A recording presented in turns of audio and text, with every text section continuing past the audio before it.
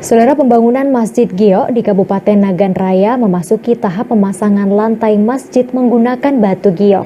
Meskipun belum selesai dikerjakan, namun sudah banyak warga yang mengunjungi masjid ini karena rasa penasaran akan keunikannya dan banyak juga orang yang mengklaim sebagai masjid giok satu-satunya di Indonesia.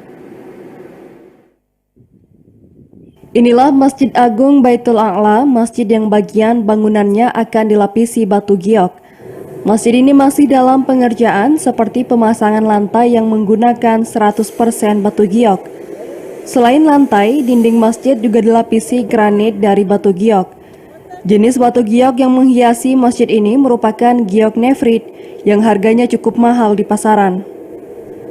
Meskipun pengerjaannya belum selesai, namun sudah ramai warga yang ingin melihat langsung masjid ini. Dan umumnya warga yang datang karena rasa penasaran akan keunikan masjid ini.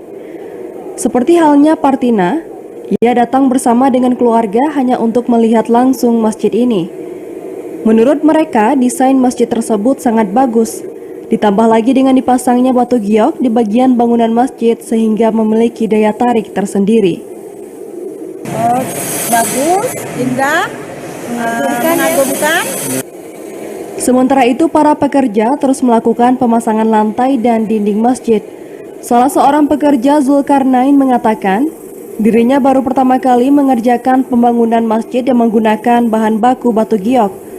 Menurutnya, masjid yang dilapisi batu giok ini merupakan satu-satunya di Indonesia. Indonesia baru kali ini. Menurut saya ya, baru kali ini Indonesia ada batu giok. Kini Masjid Giok ini telah menjadi salah satu ikon Kabupaten Nagan Raya. Menurut pemerintah setempat, rencananya masjid ini akan selesai pengerjaannya pada April 2022 mendatang. Dari Nagan Raya, Aziza Putra, TVRI melaporkan.